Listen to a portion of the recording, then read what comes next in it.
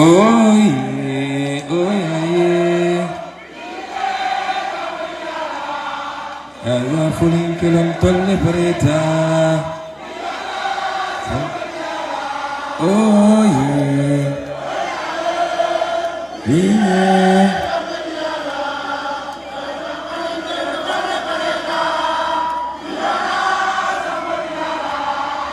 Merci Bignona. Merci Bignona. Au nom de toute la conférence des leaders, Kati Bignona Nyomre Safu, Nyomre Salul, Nisaf Ningarka Safak, Nisen Ampam Amoram Atomam Imam Ousmane Fansou Bodian, Manasaflom Bignona Pe Kuyeku, Kunaraku, Kusekaku, Kukambanaku, Burom Jomre Saful. Bignona, l'ensemble de la conférence des leaders est très content de Bignona. L'ensemble de la conférence des leaders. Borom Kiwi. Yangi yak suñu liggéey Ana Moussa. Nanaw. Na sori. Borom drone bi ku ko yor. Yangi xawa jaxase liggéey bi.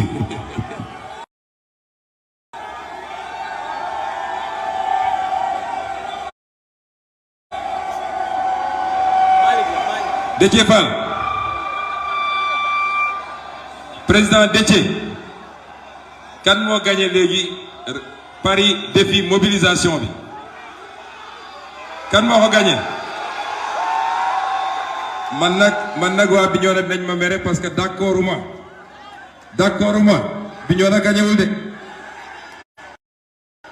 lii su fi amee daf fee war a am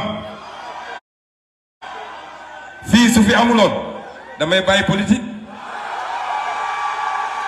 kon xam ngeen ñan ñoo gagné mobilisation bi waa Ourossogui waa Fouta ñoo gagné mobilisation bi ñoom ñoo ko gagné ndax nag def fi Fouta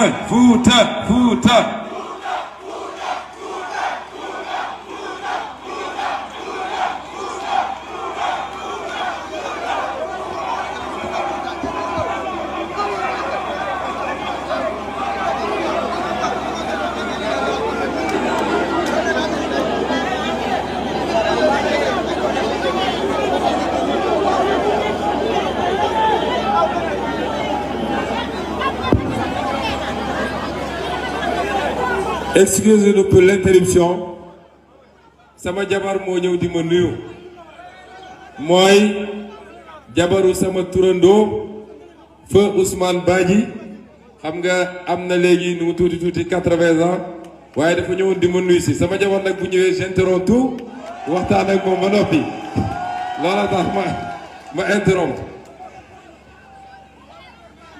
Bignona dama ne waa Fouta ñoo gagné xam ngeen ndax lan dafa am zone yoo xam ne ci Sénégal def fa politique nekk fa opposant dafa xaw a métti trop dinañ la saaga dinañ la dóor dinañ la xas malgré tout gis ngeen cette jeunesse extrêmement déterminée du Fouta gis ngeen ces intellectuels du Fouta gis ngeen ces émigrés du Fouta qui ont compris que le discours extrêmement dangereux de Macky Sall nga xam ne nu muy def ba xaajale Sénégalais entre des ethnies entre des régions ñoom ñu comprendre loolu ne dañu d'accord ñu manipuler le Fouta ils sont là pour être membres et participer à des projets par rapport à des convictions et non pas parce que diw laa bokkal moo tax ma ne ñooñu ñoo jël le pari de la mobilisation je donne la première place au Fouta n'est-ce pas Déthié?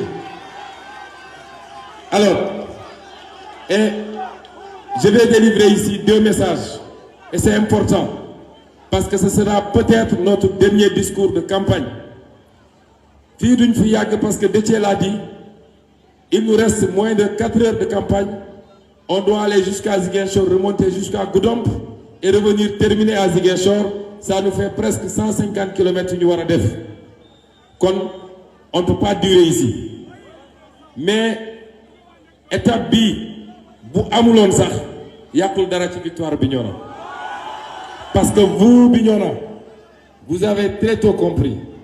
Depuis 2019, vous faites partie des départements qui ont tourné le dos à Macky Sall et à son système. Vous l'avez confirmé en 2022. C'est pas en 2022, 6 mois après avoir voté à plus de 60% pour la coalition Yewwi Askan Wi, c'est pas maintenant que vous allez revenir naan da ngeen di jox Benno Bokk Yaakaar une majorité ici à Bignona. Ça, ce n'est pas possible. Je félicite et je remercie nos amis de Wallu Sénégal, représentés ici par mon frère Tito Tamba. Et je souhaite la bienvenue au président Abdoulaye Wade, qui est au Sénégal à partir d'aujourd'hui pour venir yeggali campagne bi ak ñun et voter. Les deux messages que je veux adresser, benn bi, j'ai commencé. Vous, mes parents de Bignona et de Ziguinchor, de la Casamance de manière générale, vous avez vu Foukenum Koubognilom Bogne un audio yati le candidat de Benno Bokk Yaakaar. Est-ce que Djanten ou Djanten? Ce qu'il a dit est dangereux. Est dangereux. Maintenant, Benno Bokk Yaakaar nekkatuñu seulement ci projet xaajale Sénégal entre des ethnies, entre des régions, waaye dañuy ñëw ci benn ethnie. Fii Casamance, entre les gens d'une même ethnie, d'une même zone, ñoom ñëpp nekk Joola, nga ñëw bëgg a def une distinction entre le Fogni, le Kalounaay, le Boulouf, le Fogni Kombo. Loolu mooy le régime de Macky Sall. Il n'y a pas plus dangereux que ça. Nous, on ne connaît pas ça.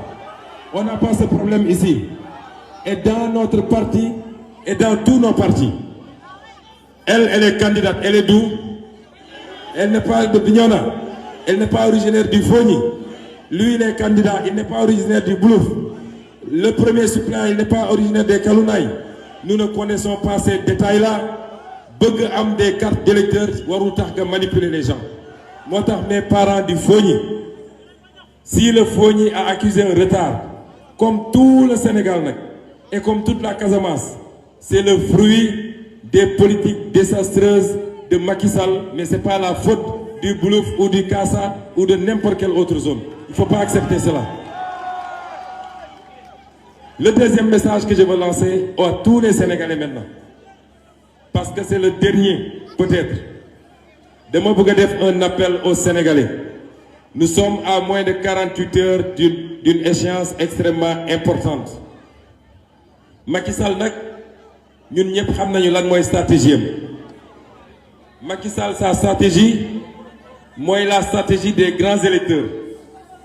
Bi campagne bi commencé ba léegi, je parle aux Sénégalais parce que ñu ngi filmer en direct. Seetlu leen lan mooy stratégie Macky Sall. Bi campagne bi commencé ba léegi, sa première stratégie mooy fexe ba am les grands électeurs, lu ñuy woy les grands électeurs. Mais grands électeurs amatul Sénégal. Fii ku yaakaar ni da nga am benn mbooloo boo xam ne sa troupeau la, foo leen wax ñu dem fa, da ngay nax sa bopp. Les Sénégalais sont matures, ils sont éveillés, ils ont une conscience politique et ils choisiront en toute responsabilité.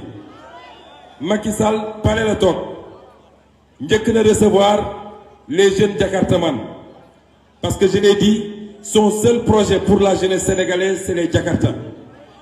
Mu njëkk a recevoir les jeunes Jakartaman. Avant ça, il a commencé à débaucher des maires et des présidents de conseils départementaux de toutes les coalitions de l'opposition. Mu jóge foofu, il a commencé à recevoir des dignitaires religieux. Nous nous reconnaissons à tout citoyen le droit d'avoir son opinion, que tu sois religieux ou pas. Après, mu dem jël des dignitaires de Dakar, ñenn ñi sax mu nommé leen conseiller du gouverneur de Dakar, parce qu'il pensait que quand il fera ça, dina am waa Dakar dina mun a am l'électorat de Dakar loolu doyul mu woo les artisans chaque région woo na fa lu mat 10 ou 15 artisans qui représentent les fédérations d'artisans barki démb il les a reçus au palais et donc sa stratégie c'est quoi? Il pense qu'au Sénégal il y a des grands électeurs parce qu'il sait que peuple bi tourne na ko le dos et il se dit que si j'ai les grands électeurs ces gens-là vont drainer des électeurs qui vont voter. Un électeur aujourd'hui moo mun a am lii fii à Bignona y en a pas.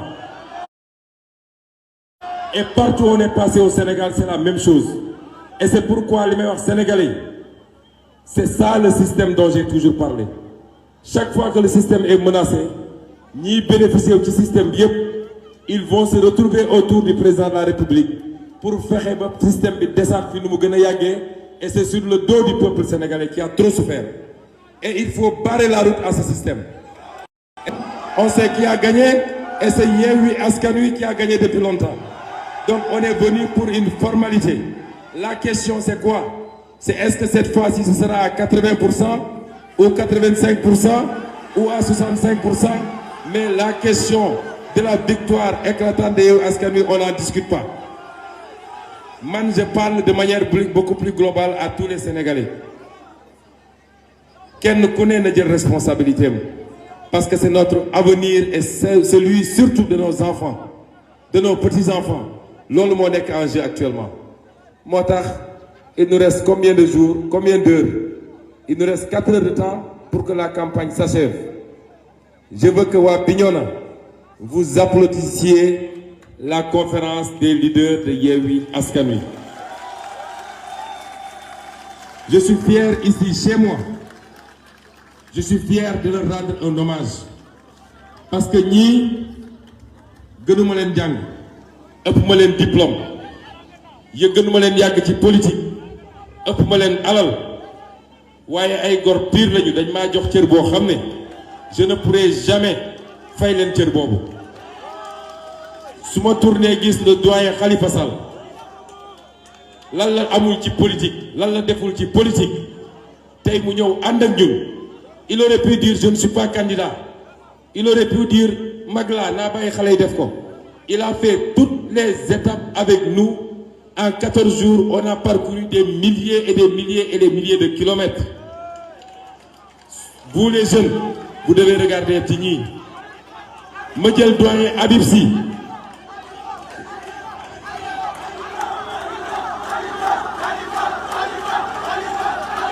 Ma jël son frère jumeau, le doyen Habib Sy. Malgré son âge et son état de santé quelquefois fragile, il a pris son avion ce matin pour repartir parce qu'il veut aller terminer la campagne à Linguère, jàppale les jeunes de Linguère. Ces gens-là, li ñu waroon am ci politique yëpp am nañ ko. C'est pas des postes qui les font courir. Moo tax nous les jeunes, on n'a pas le droit de baisser les bras. Su ma jëlee notre maman nationale. Qu'est-ce qu'elle cherche en politique? Li waroon am yëpp am na ko. Et tous ces gens-là, Macky Sall les a écartés de la liste. Et ils sont là aujourd'hui, après 14 jours de campagne difficile, pour boucler avec nous en beauté. Si je prends notre mandataire national, Déthié Fall, vous le connaissez, qui a abattu un travail titanesque depuis présenté fii nga xam ne non seulement politiquement il est très engagé à nos côtés mais jël na ak xaalisam def ci jël ay otoom ambulance sax moo ñu ko jox l'ambulance qui suit le cortège ba pare toog fi mu toog yor kurusam di ñu ñaanal ci baatin kon ñooñu est-ce que ñun on a le droit de reculer? su ma jëlee docteur Cheikh Tidiane Dièye, vous le connaissez très bien, qui est d'ici comme nous et qui a tout fait pour mobiliser un peu d'argent pour nous permettre de améliorer la logistique de campagne. Je peux prendre Moussa Tine, à l'Assemblée nationale, qui politique. Il faut chaque soir qu'il bouffe un peu de tchéré parce que c'est un bon serreur. Voyez, ma bëgg ngeen tàccul ma it ki nga xam ne moo leeral campagne bi moo illuminer la campagne fu ñu dem man booy tuuti ñu dóor ma à Kolda sax ne ma yéen a nëbb Maïmouna Bousso sortez Maïmouna Bousso nous voulons voir Maïmouna Bousso. Elle a enduré à côté de nous tous durant toute cette campagne-là su ma jëlee kanati ci ñi nga xam ne jotuñoo teew pour d'autres raisons mais je veux parler de tous les leaders de Yewwi Askan Wi waaye Bignona vous m'aimez beaucoup n'est-ce pas vous m'aimez beaucoup est-ce que vous savez pourquoi je suis là à Bignona aujourd'hui man ak tous ces leaders-là est-ce que vous savez pourquoi je suis entier ici à Bignona je veux une motion spéciale dama bëgg ngeen tàccul ma la sécurité de l'intercoalition Yewwi Wallu je veux que ngeen tàccul ma leen je veux que non c'est trop faible je n'entends pas dama bëgg ngeen tàccu leen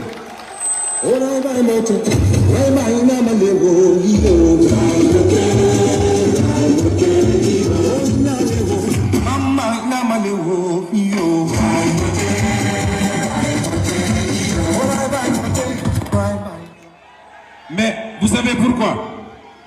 vous savez pourquoi gis ngeen ces jeunes-là si on leur paye chacun 10 millions fayaguñ leen lu jar la ñu def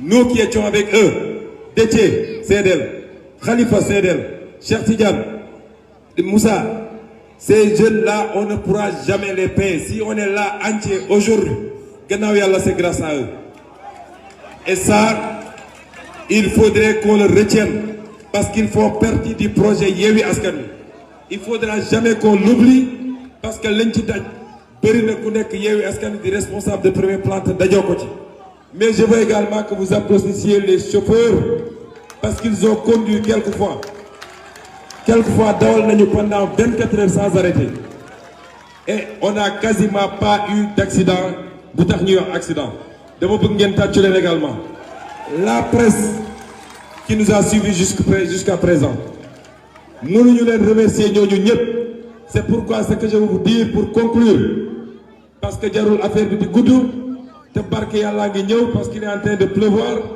et c'était annoncé par la météo Bignona est-ce que vous nous garantissez minimum 80% dimanche 85 a dit le candidat maintenant vous savez une chose